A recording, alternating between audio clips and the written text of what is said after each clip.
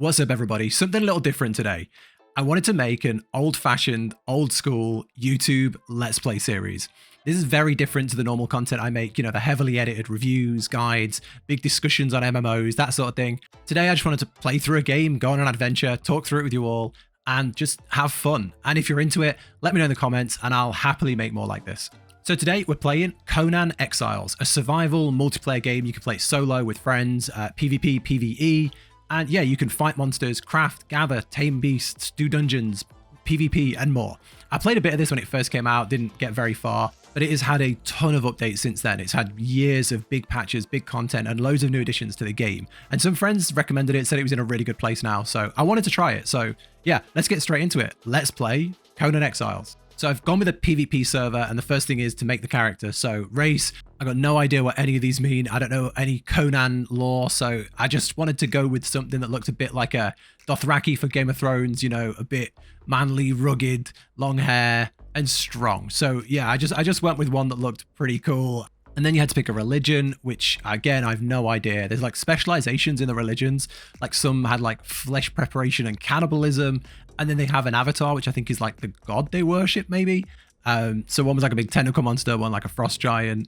So yeah, I went with this one as like fertility and death. No idea if this gives you like powers or abilities or how it works, but yeah, it's interesting. And then yeah, just work on the character. Going for like long hair, big beard, like a black eyeliner, just a really like dark and mysterious guy. So yeah, that's our exile, our Conan Exile. And then when you've made that, you pick your physique, which is, you know, your height and your build, you're strong or weak, which is, you know, all kind of normal. And then there's a slider at the bottom, which you can turn on full nudity if you want. And I had a peek, and it's very graphic, which I cannot show on a YouTube video. So yeah, if you're into that, Conan Exiles, give it a try. And then it kind of it kind of tells you all the things you did. So you were condemned to death in exile for crimes, and then your 3 crimes, or like your list of crimes. And I don't know if this is just random, it's just random 3 crimes, or if it's based on, you know, your religion, your race, and different things that you choose in the character creator. But yeah, that's a pretty interesting way to start a character. I think it's very unique for Conan. So yeah, into the game. So when I first played this, I literally played it for a few hours and gave up. I found it very confusing, overwhelming. I didn't have a clue what I was doing, and the map was huge. But with this new journey system, every single part of the game now has a list of quests that sort of lead you in the right direction, and there's a reward for finishing it. So you start with like the initial journey, which is craft an axe, craft a spear, you know, all the basic open world survival game stuff. But then there's like the blacksmith journey, the archer journey, the stable master journey, and all these different things to really show you what's in the game. And yeah, it just works like a little mini tutorial for every system to just open it up. It's not very in-depth. It's like 5 or 6 quests for some of them, and it just opens up that part of the system, which is awesome. So the first one is gather a bunch of fiber and start crafting some basic fiber outfit, which, you know, pretty cool. Nice start to the game. So yeah, we're not running around naked or semi-naked anymore.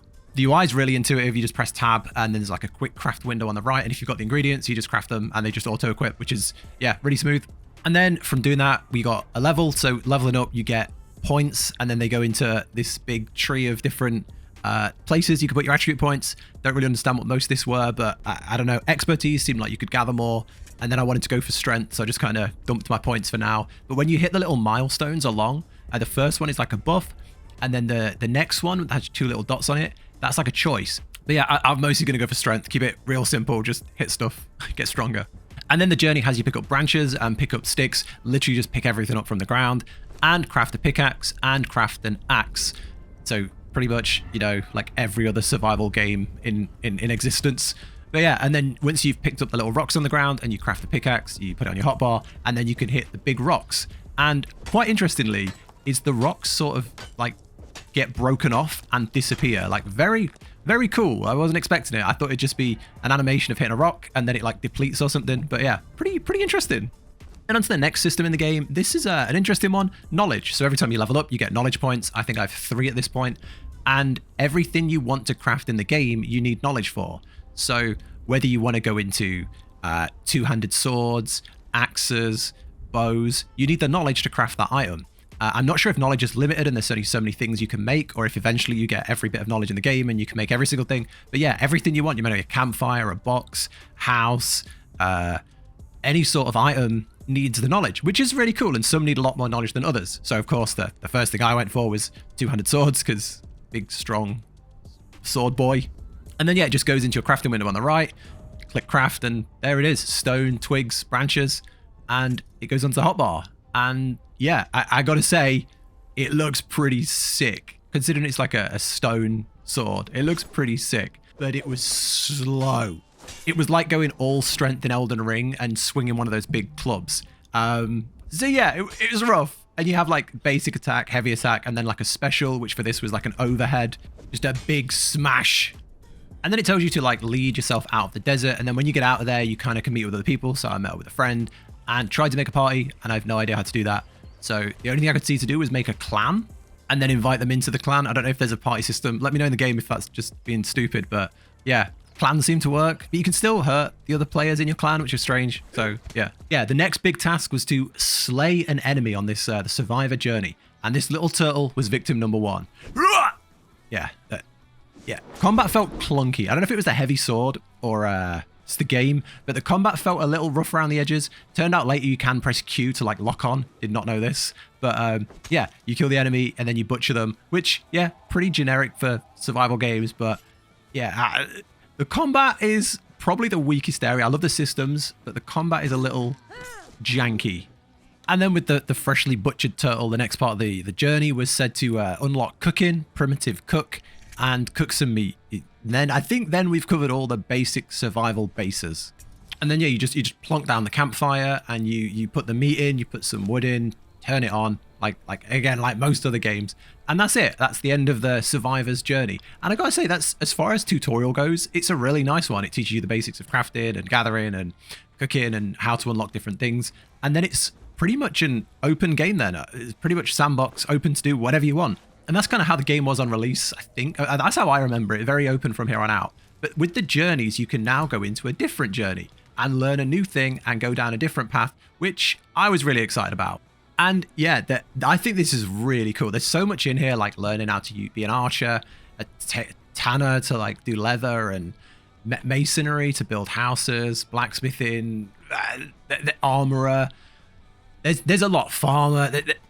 There's a lot here, and as you do one, it unlocks more. So I've got no idea how many there actually are here, but these alone is going to take you a long time. And it's so nice to think there's always something to progress down, always something to work on.